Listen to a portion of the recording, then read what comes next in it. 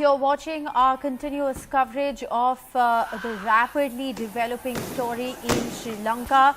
The island nation has descended into a state of complete chaos and anarchy as thousands have now mobbed the Sri Lankan Prime Minister's office. Prime Minister Ranil Wickremesinghe's office has been breached. He declared a state of indefinite emergency earlier today. Now the police, of course, have tried to hold fort. Tear gas shells were fired. Thousands mobbed the Prime Minister's office. Protesters now have successfully breached the gates and entered the Prime Minister's office days after they breached the presidential palace. Similar scenes now being witnessed at the Prime Minister's office. NDTV's Shrija and Kumar are there, and those are the live pictures that we're getting to you from the Prime Minister's office. As you can see, protesters there standing and with the Sri Lankan flag.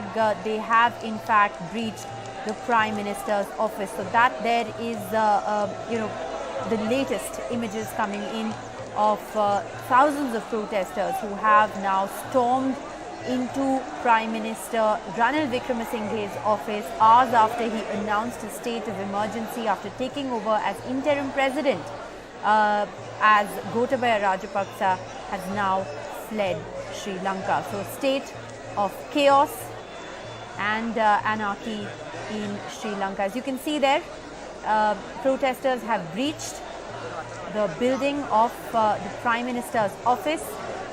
The security agencies fired tear gas, the shots were fired in the air, water cannons were used, but none of that could actually stop the protesters from breaking the gates and entering the Prime Minister's office.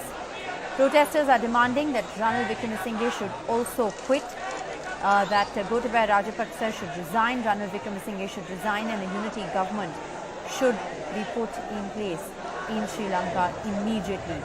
Like I said, Ranil Wickremesinghe took over from President Gotabaya Rajapaksa as interim president after Gotabaya Rajapaksa fled the island nation. He's gone to the Maldives. He's fled along with his family in a military jet to the Maldives.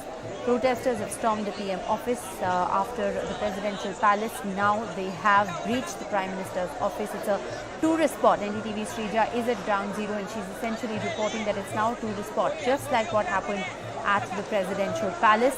This is the latest information that we are getting to you from ground zero in Sri Lanka. NDTV's Shrija and Kumar, like I said, reporting from all of this chaos in the thick of the action as the Prime Minister's office was captured. Earlier, police fired several volleys of tear gas on protesters.